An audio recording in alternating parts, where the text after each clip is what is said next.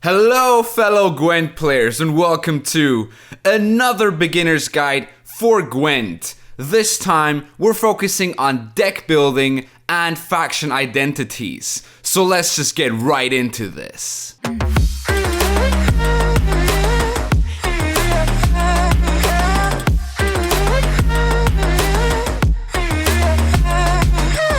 Now, if you're completely new to Gwent, I recommend you check out my first beginner's guide, which gives you an overview of the basics of Gwent. That also includes the very basics of deck building. So be sure to check that out if you haven't done that yet. Because now I will give some updates on the last video. 3 big things have been added to the game since that video came out. The first of which is armor. And the simplest way to describe armor is by calling it an additional number that doesn't actually add points, but rather protects certain cards from damage.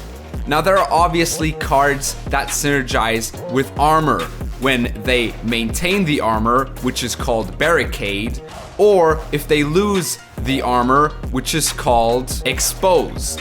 Now the second big thing that was added to the game is the defender status. Now, if a card with the defender status is on your side of the field, that means the opponent can only target that unit on that row. Now you can obviously try and kill the defender, but the best way to counter the defenders is by purifying them. And every faction has one of these defenders in their repertoire. But all of these defenders are obviously legendary cards, so they cost 800 scraps to craft. So maybe not the first thing you want to craft in your Gwent journey. And the last thing that was added since the last video is the leader decoupling, which basically means that leader skins and leader abilities are now separated, meaning you will have all the leader abilities from the start of the game and can now unlock leader skins through the reward tree. Now that I've done the update on the last video, let's talk about the main topic of this video. Deck building. The first step to winning games starts in the deck builder. And at the start of your Gwent journey, your deck building possibilities will be a little bit limited. This limitation forces you to choose your main faction. This can be determined by keg pools that you get at the start of the game, or it can just simply be love at first sight. But it is important to focus on one faction alone at the start of the game, because you get to learn the faction's strengths and weaknesses and build your decks around those. Now the choices for the factions are monsters, creatures roaming the world, getting stronger the bigger they get. Nilfgaard, the Empire of the Great Sun, which uses the opponent's faction to their advantage. Northern Realms, the mighty kingdom of the North, ready to take on anyone who may oppose them. Scoia'tael, the elder races fighting together for the survival against their oppressors. Skellige, bloodthirsty warriors who seek Valhalla on the battlefield. Syndicate, criminals of the underworld using the power of money to manipulate the battlefield.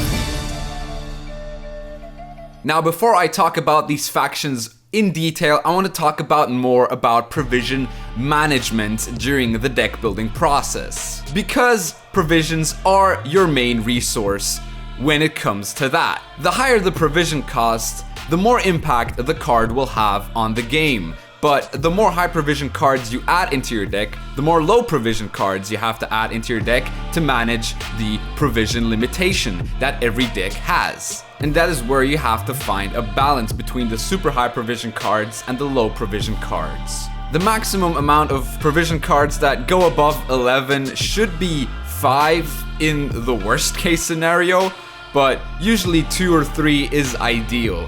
When it comes to 4 provision cards, I'd say 4 to 8 4 provision cards is okay. Anything more than that could get a little bit awkward. As for the ratio of bronzes to golds, I would say a 50-50 is usually the best way to go. So for every bronze you add, you can also add a gold card. With 25 cards, that usually goes 13 to 12 in most decks. Another important aspect of deck building is adding consistency. You can do this by adding thinning cards or tutors. Now, a thinning card is a card that jumps out of your deck when a certain effect is triggered. Tutors, on the other hand, create consistency themselves. Now, one of the most basic tutors in the game would be Royal Decree, which allows you to play any unit from your deck. But there are also units that can tutor cards. And every faction has one of these tutors that can play a special card. Now, these special cards have tags that are unique to each faction. For example, Monsters has Wispa's Tribute, which can play any organic card from your deck. Nilfgaard's Menno Cohern can play any tactic from your deck. Northern Realms has Jonatalis, who can play any warfare card. Scoia'tael's Fov is there for nature cards. Skellige's Ermion is there for alchemy cards. And last but not least, we have Furko the Sculptor to play any Syndicate crime card. Now, these tutors can definitely add a lot of consistency to a lot of decks, but they are not necessarily the first crafts you want in the start, because all of these tutors are legendaries and therefore cost 800 scraps to craft. But all of the things I've mentioned earlier actually don't really matter if your deck has no synergies or an actual identity. And every faction offers these in their own unique way. So now I will be talking about every faction's identities, archetypes, synergies, leader and card combos. I will leave a time code in the description so that you can skip to the faction that interests you the most. Now, before I start, I want to say that this is a very basic overview of everything. I will definitely leave out certain cards that synergize with certain archetypes, and I might also leave out very little archetypes that don't really see a lot of play, but I tried to cover it all. But if you have any questions, feel free to comment down below and I will try to answer those questions. So let's get this show going. Monsters. Now, one of the main mechanics within the monster faction is Thrive. If a unit has Thrive, it will boost itself by 1 whenever a unit with higher power is played. Now, this also counts units that boost themselves on the deploy ability. Cards with the Thrive mechanic can be used in pretty much any monster decks, but Thrive mostly thrives with big monsters, which is the most simple archetype in this faction. Now, a lot of monster cards have a very high base power, which obviously works well if you have a lot of Thrive units on the board. The recommended leader abilities for this archetype are Force of Nature, which can boost a unit in your hand by 8, or Fruits of Iskith, which spawns a fruit which has the Thrive ability, and if the fruit dies, you can reuse that leader ability to spawn another one of these fruits. And because big monsters simply produce a lot of points, it's actually also possible to play a lot of these big monsters in other archetypes. For example, Bleeding Vampires. This archetype is centered around the bleeding status. Some vampires give bleeding, and other vampires benefit from bleeding. The main card in this archetype is Oriana, who gives bleeding equal to the amount of vampires on the field, but if you play her on the ranged row, she also boosts herself by the amount of enemy units that have bleeding. Now, she might be a legendary, so you might have to save up some scraps to craft her, but when you do, she will definitely have a major impact on a lot of games that you play. Now, the reason she is also very strong is because of the leader ability Blood Scent, which gives you 3 charges to give an opponent 3 bleeding. And when those charges have been exhausted, you spawn a 2-point Ekimara on your side of the field, which obviously synergizes perfectly with cards like Oriana. Now, the last major archetype within monsters is Death Wish. The idea of Death Wish is that if the unit dies, something else happens, and there are multiple ways to trigger those Death Wishes without losing any points. There are cards that simply trigger a Death Wish ability, then there is Consume, and last but not least, we have the Death's Shadow leader ability, which you can use once every round. So you can use it once in round 1, 2, and 3. Now, when building a Death Wish deck, you always have to be cautious about the ratio of Death Wish cards and Death Wish triggers, because sometimes if you have less of the other, it's gonna be quite a problem during games. Now, one of the most popular combos in Death Wish is Dettlaff Higher Vampire into Karen. In this combo, the Karen, who has 3 charges of consuming a unit, can consume the Dettlaff twice without Dettlaff ever actually leaving the field. And Karen is left with 1 more charge of consume for another Death Wish unit. So a very powerful combo, but both of these cards are legendary, so yeah, might be something that you craft later on. Now, those were the 3 major archetypes in Monsters. But let's look at some deck concepts that can also be built around within the faction. Arrakis Swarm. Now, the Swarm deck concept is based around having as many units on your side of the board as possible. And with the leader ability called Arrakis Swarm, that is very easy because the leader ability gives you 5 charges to spawn a 1 power Arrakis drone on your side of the field. But that's not all, because the leader also has a passive ability of spawning a Arrakis drone whenever a organic card is played. There are cards that can create big point swings when you play Swarm. One of them being Yennefer, who boosts every unit on the field, that also includes your opponents, by 2, or damages every unit by 2, depending on which row you play her on. Then there's also Bone Talisman, which boosts every one of your units by 1. So the more Arrakis drones or simply units you have on your side of the field, the more points you get from Bone Talisman. Then there is also Arrakis Behemoth, who spawns 2 Arrakis drones and also boosts every insectoid on the row by 1. Now, the last deck concept in Monsters is an all-out Keltalist deck, or as some might call it, a no-unit deck. Now, as the name suggests, this deck plays around Keltalist, who destroys the lowest power unit of the player with the least cards on the side of the field. That also includes yourself. Now, last and definitely least, I want to talk about some underdeveloped archetypes in the Monster faction. Now, the reason I want to talk about these underdeveloped archetypes because maybe in the future, these archetypes will get buffs or better cards with expansions or updates, so I still want to talk about them because of the longevity for this video. Now, the first underdeveloped archetype in Monsters is Beasts.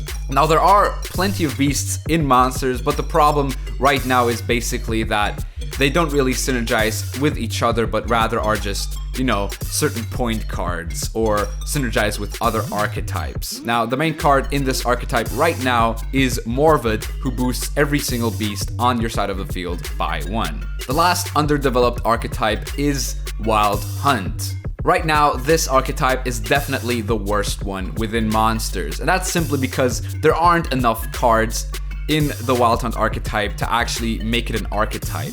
And that wraps up Monsters. To summarize, we have Big Boys, Vampire Bleeding, and Death Wish to represent this very diverse faction at its best. The cheapest one of these decks to craft at the beginning would be Big Boys, and that is because there are a lot of bronze Big Boys or Thrive cards that you can craft. But when the time comes for you to start crafting multiple legendaries, the options in Monsters are very wide and very diverse. Nilfgaard. Now, Nilfgaard is a bit of a cheating faction.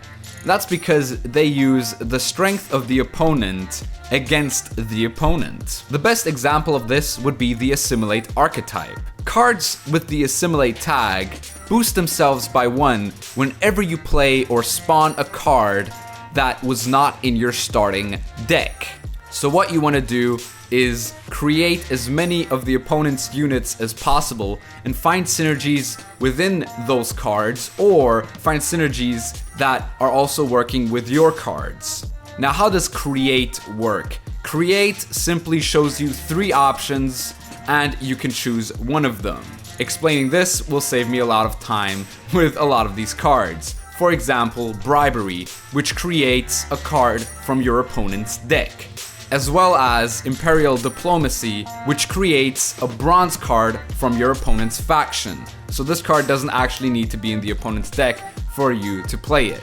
The last card that really works well with the Assimilate tag is Duchess Informant. Now, she doesn't create anything, but she depends on your opponent playing bronze cards, and you will basically pick those bronze cards and put them on your side of the field. Now, this archetype has the Double Cross leader ability, which basically creates a card from the opponent's current hand. Now, this obviously synergizes perfectly with the Assimilate, but with Nilfgaard, you can pretty much use any leader you really want, but I will talk more about leader abilities later on. The next archetype in Nilfgaard would be Soldier Swarm, which revolves around the Darlan Foot Soldiers, who spawn a copy of themselves after they are played.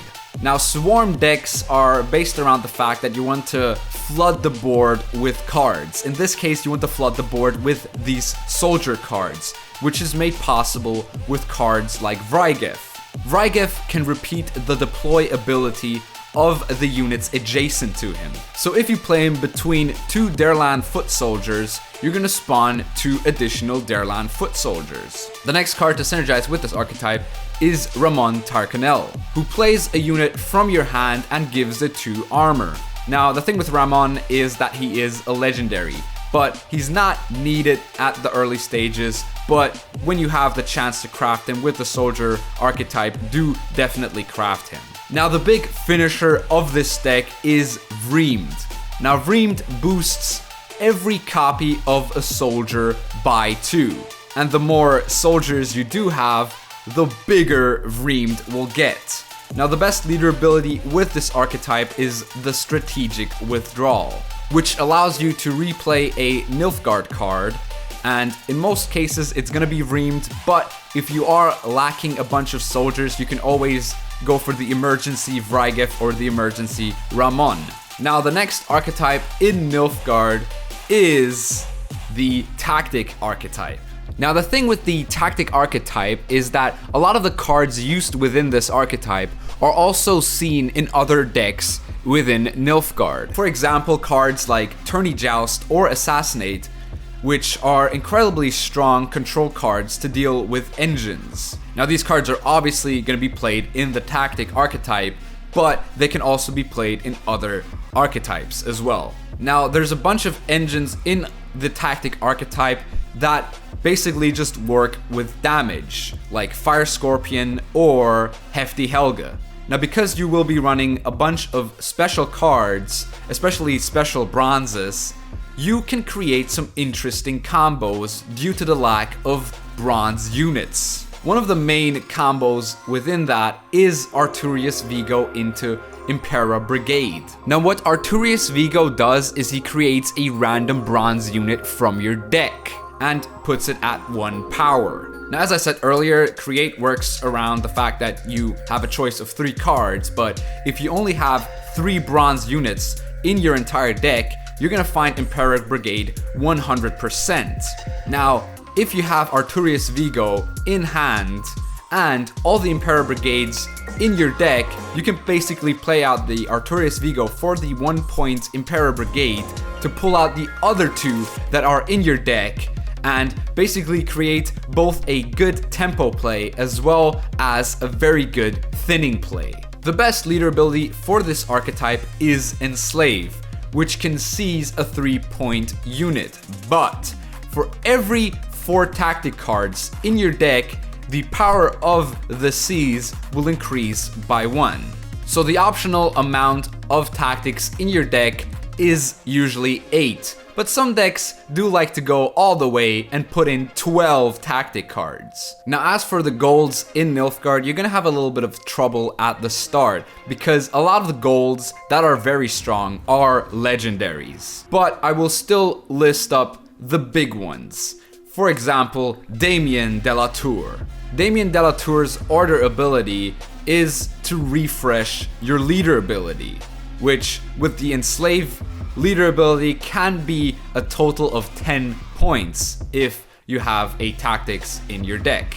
The next big legendary gold card in Nilfgaard is Scoia'tael, who can replay the last tactic card that you've played. Now the best target for this Scoia'tael ability would be the aforementioned bribery. Now the thing with these engines is that they really die easily, which is why the Nilfgaard Defender is very important to have in those decks as well. Now the last legendary card for Nilfgaard that I will mention is going to be Yennefer's Invocation, which can choose any unit or artifact from your opponent's side of the board and put it on top of your deck.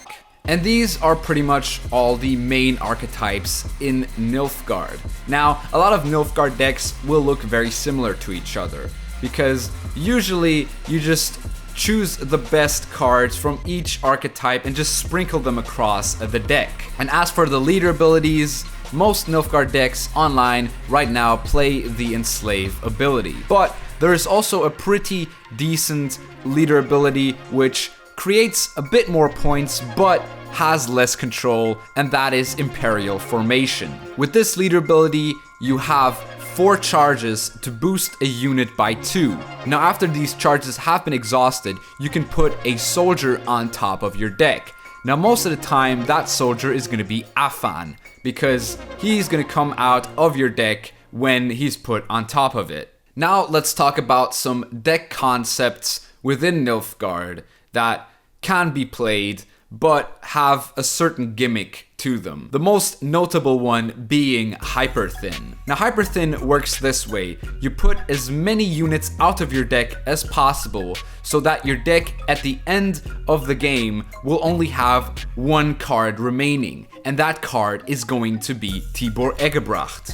Now if you've managed to do that successfully, you're gonna use the reveal mechanic to boost. Cards like Yennefer's Divination, which boosts a unit by the card that it has revealed, or Sarcithius, who boosts himself by the card that has been revealed, which you can get consistently if the only card in your deck is Tibor Egebracht. The last play also usually is Vilgefortz, who has actually 2 abilities, but for this deck usually you're just going to use his second ability of destroying one of your allies to then pull out Tibor Egebracht out of your deck. Now Hyperthin seems very strong at first glance, but it's actually quite hard to pilot and can be very frustrating if you don't draw your thinning tools in the early rounds. Now the next deck concept I want to talk about is Cahir.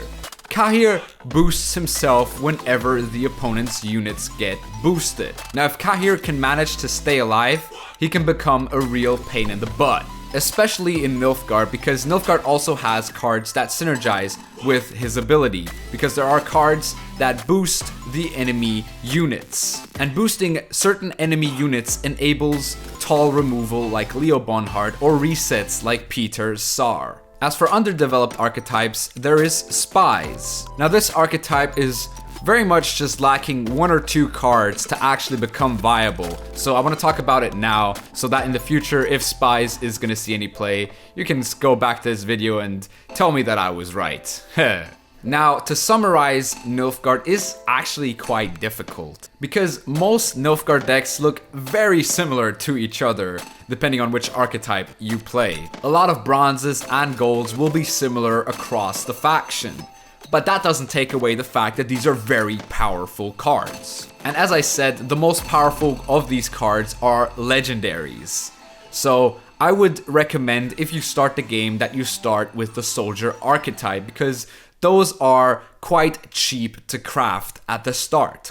Northern Realms. Now in Northern Realms there are two clear archetypes, blue stripes and engines. Now engines are quite a big topic to get on, so I'm just gonna start with the blue stripes archetype. The blue stripes archetype is based around the blue stripes commando card, which is technically a thinning card, but its design gives it a lot more to work with. Because if this card is combined with a blue stripes scout, you can create multiple copies of the Blue Stripes Commando. And after the round ends and all the blue stripes are in the graveyard, you can simply resurrect them into your deck with Pavetta.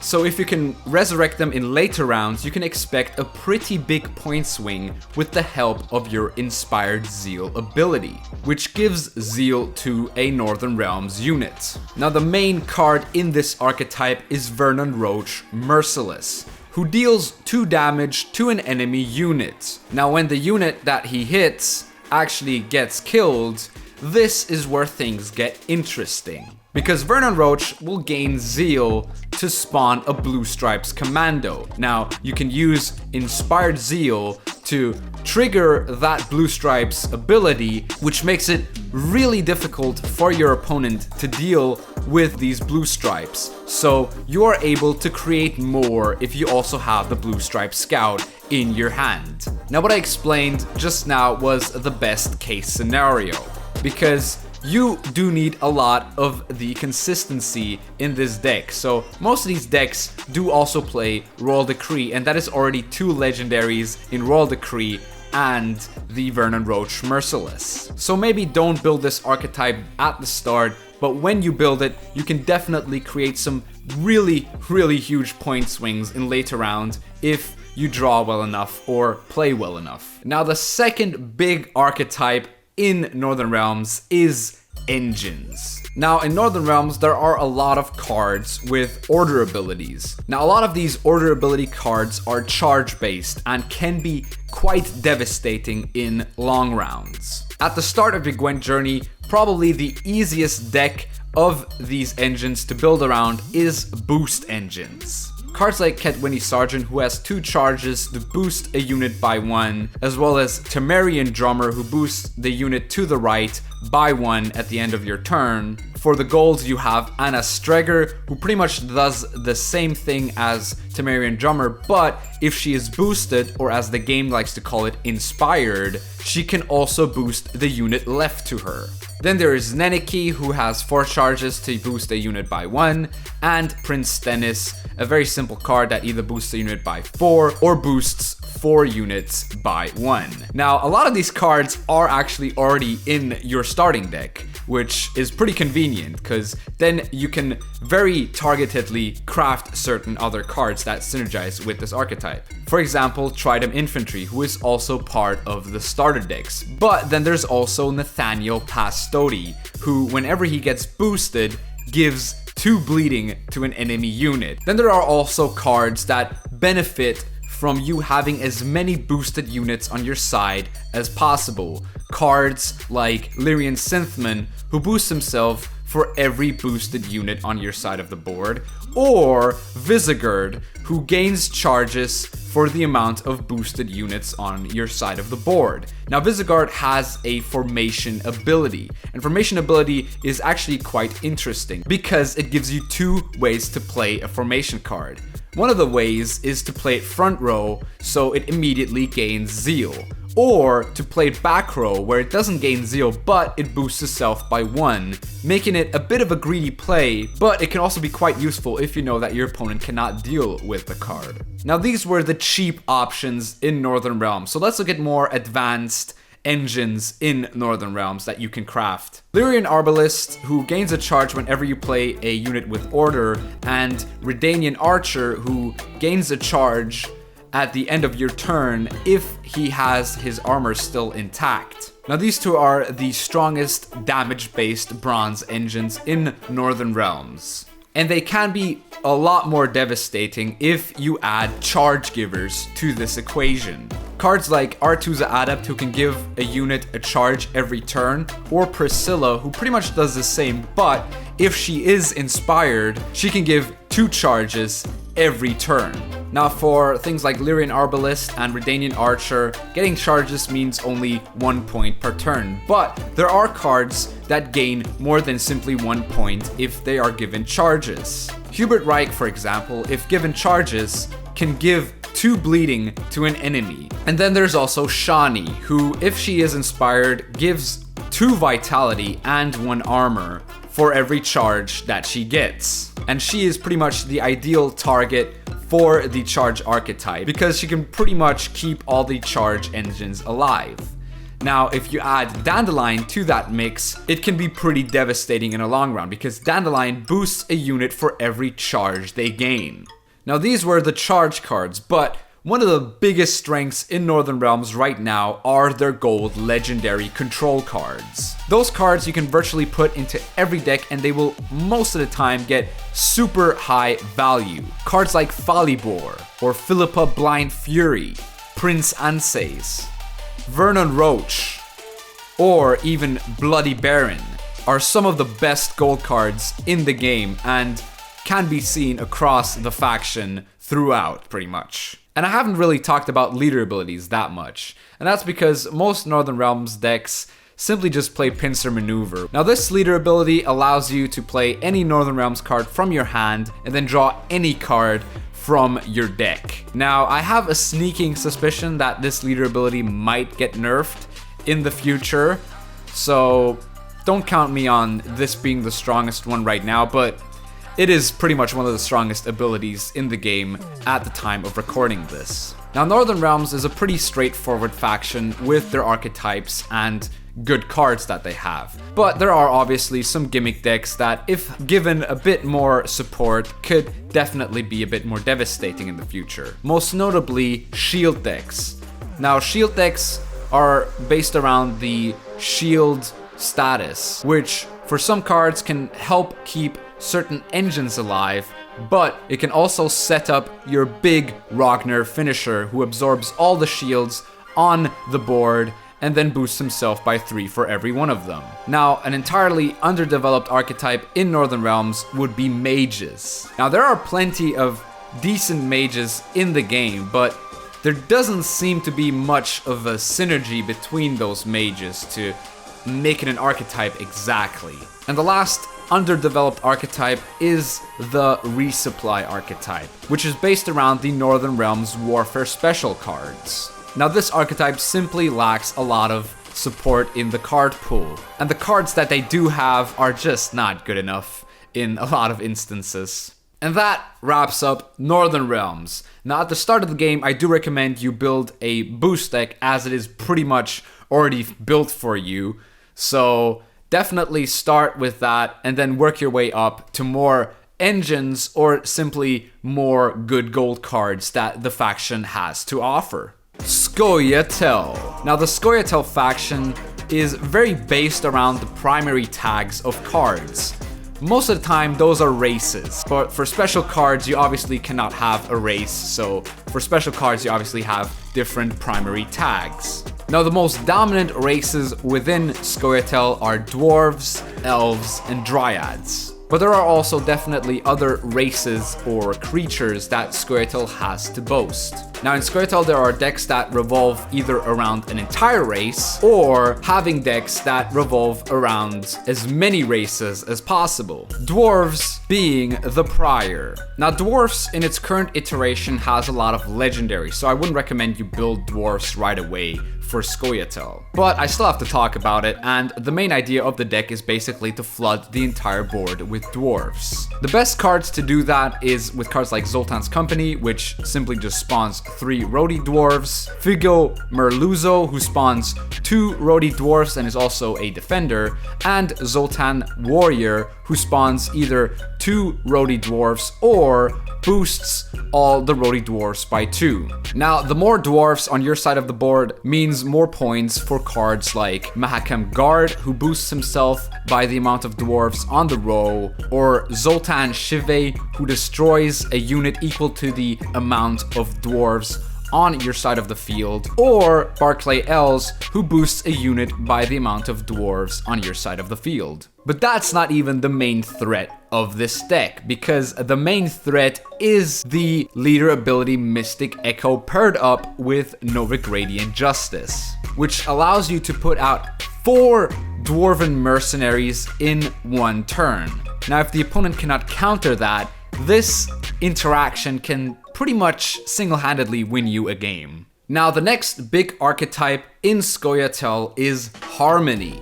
As I mentioned earlier, this one is about putting as many races on your side of the field as possible. What this does is trigger the boost on Harmony engines. Now, there's a lot of Harmony engines in the game, and you don't really have to include all of them. But there is a certain card that exists in Scoia'tael, and that is Water of Brokilon. Now, this one is one of the strongest legendaries in Scoia'tael, because it can spawn 2 Dryad fledglings who both have the Harmony tag on your side of the field. Now, the thing that makes Water of Brokilon so powerful is the fact that you can play twice with Mystic Echo. Another great Harmony engine that I would definitely recommend is Percival Schuttenbach, and that's simply because he boosts himself by 2 every time Harmony is triggered. Now, a little side note to Harmony is that the Harmony boost will not trigger if the certain race is already on the field. Now, with Harmony, you have to put in as many races or primary tags as possible. Popular ones being things like Dwarven Chariot,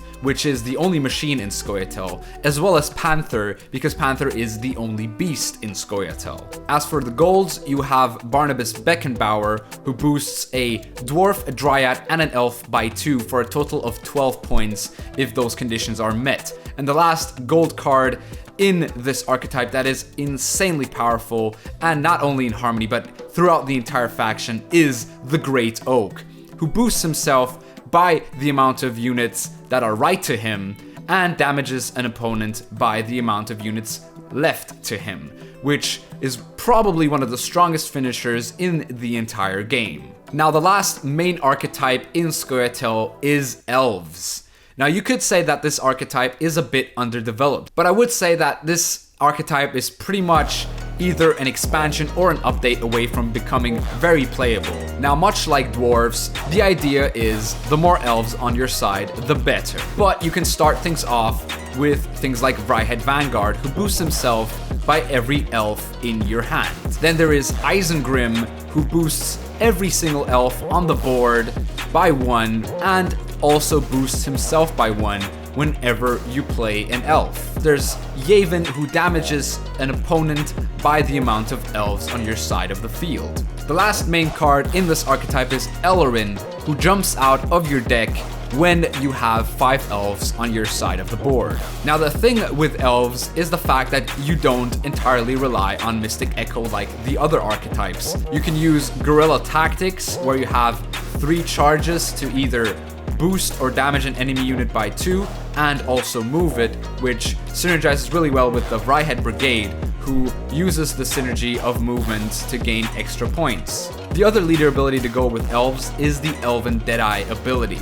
Now, this leader ability revolves around traps, and if a trap has already been triggered, you can use 4 charges for this leader ability to transform a trap into a Elven Deadeye. But traps, much like elf synergies, are pretty underdeveloped right now. And as I said, they're pretty much an update or an expansion away from being playable. Now, let's talk about some deck concepts within Scoia'tael that also exist. For example, Scoia'tael. As the name suggests, you want to play as many spells or special cards in this deck.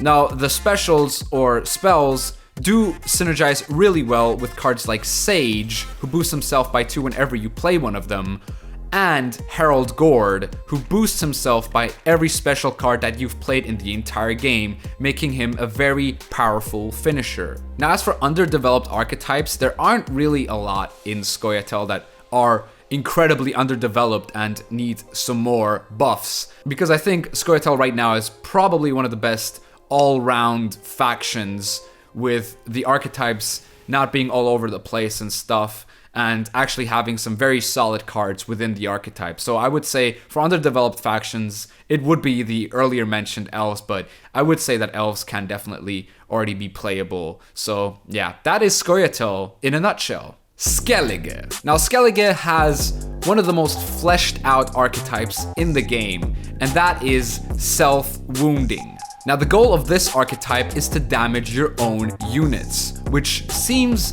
pretty weird on paper, but in action it can be quite powerful. Now the main mechanic to work with the self-damage archetype is Berserk.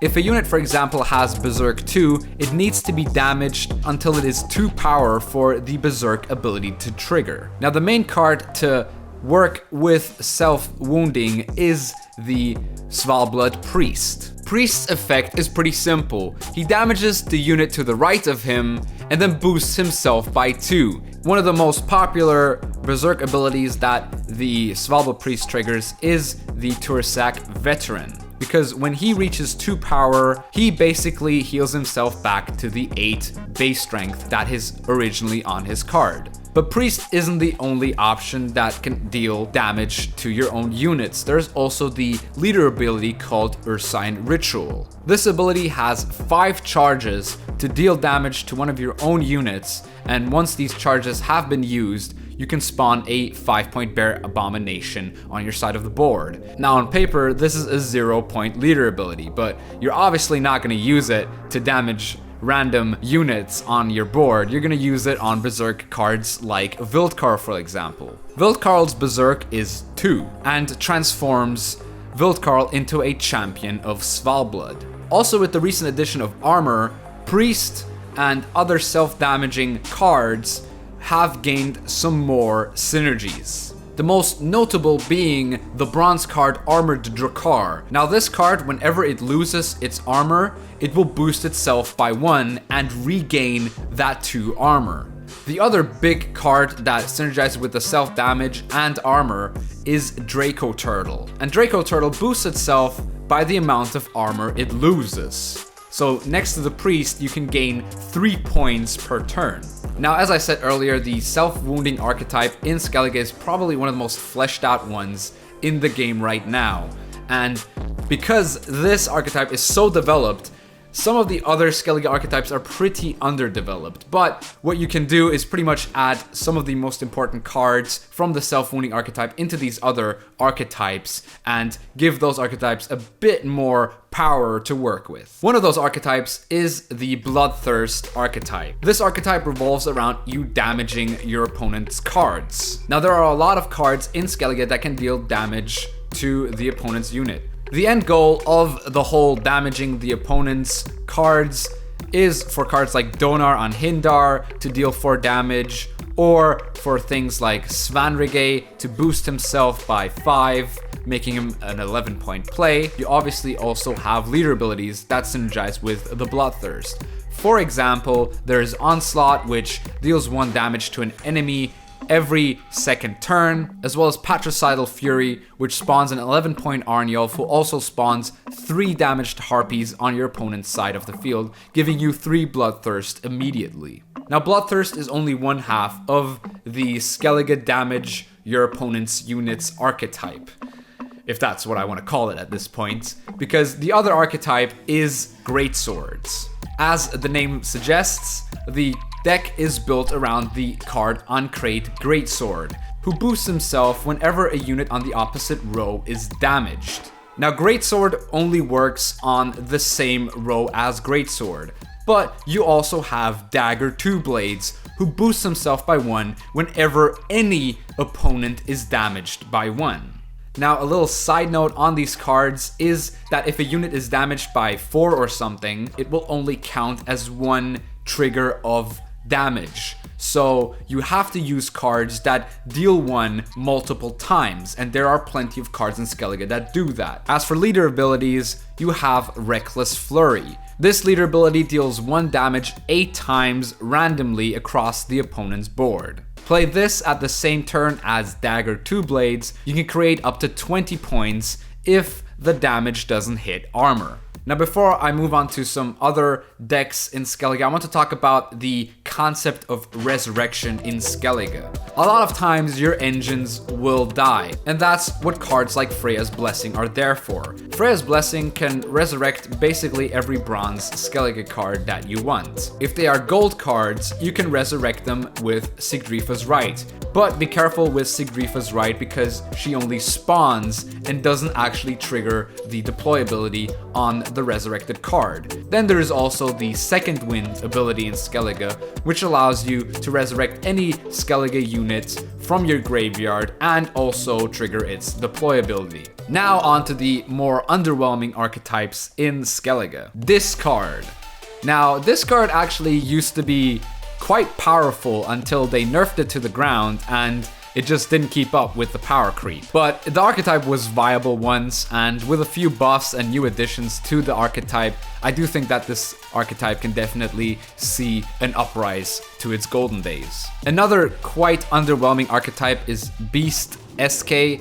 Simply put, this archetype used to exist and used to actually be quite decent, but now they've changed it so that it has less support, and I don't know why they did that. I guess they're planning on future expansions for maybe the Beast archetype, but for the moment it's quite underwhelming and pretty much unplayable, to be fair. And the last archetype would be Pirates and Boats. Now throughout the expansions in this game, there have been a lot of new pirate and boat cards added to it, but most of these cards actually work better with other archetypes, so that's kind of disappointing. But maybe in future expansions there will be cards added that have more synergy within this archetype. And that wraps up Skellige. Now, as a starting player, I do recommend you start off with the self-wounding archetype because it has a lot of support, a lot of epic cards that are cheap to craft. You can basically develop those cards the further you get into the game, or you can try and dip your toe into different Skellige ocean waters. Syndicate. Now, in my first beginner's guide, I didn't really want to talk about Syndicate, and that's because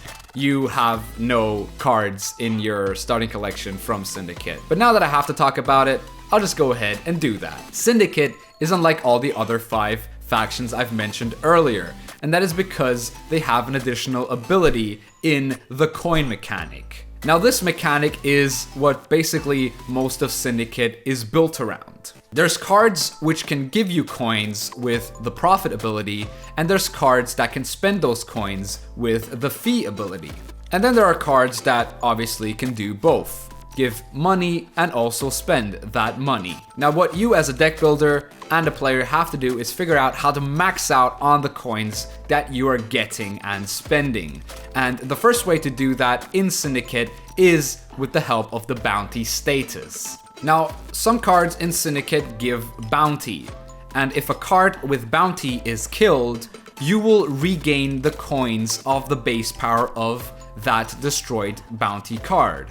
Cards that can give units bounty are Slander, Witch Hunter, Caleb Menge, and Professor. And now you need cards that can kill those cards. One of the main cards being Witch Hunter Executioner. Now Witch Hunter Executioner gives you profit 2 and has a fee ability of giving a unit bleeding. Now if the unit has bounty on its head, Witch Hunter Executioner is able to deal damage instead of bleeding it, making it very easy for you to kill certain units if you have enough coins in the bank. The next big card to kill units with bounty is Ewald Borzodi, who has a profit of 2 and a fee ability of 2 to deal 2 damage. So after destroying a unit with bounty on it, you can simply keep damaging cards with Borzodi until your money is out. Now the last card to kill units with the bounty on it is Graydon. Now Graydon simply on deploy can destroy a unit with bounty,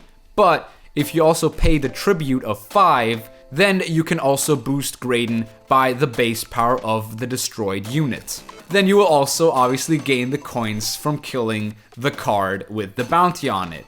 And this really seems a bit unfair, and that's simply because it is. Because Syndicate will always have an edge over other factions solely because of the coin mechanic, which work as invisible points which you can utilize whenever you have a proper spender for it. And that is a very important aspect in the deck building process of Syndicate, is finding the best spenders and coin givers and never actually losing any coins during games, because you want to always maximize on the profit that you give yourself. But let's move on to an archetype that doesn't revolve entirely on coins, and that is the Fire Sworn Swarm deck. Now, Swarm is obviously based around flooding the board with as many units as possible. In this case, it's going to be Fire Sworn Zealots. And the more Zealots you have on your board, the more points you can get through cards like Bone Talisman, who boosts every unit by 1 on your board, or Yennefer, who can boost every single card on the battlefield by 2, or damage every single card on the battlefield by 2, depending on which row you play her on. And there's a lot of ways to spawn these Zealots.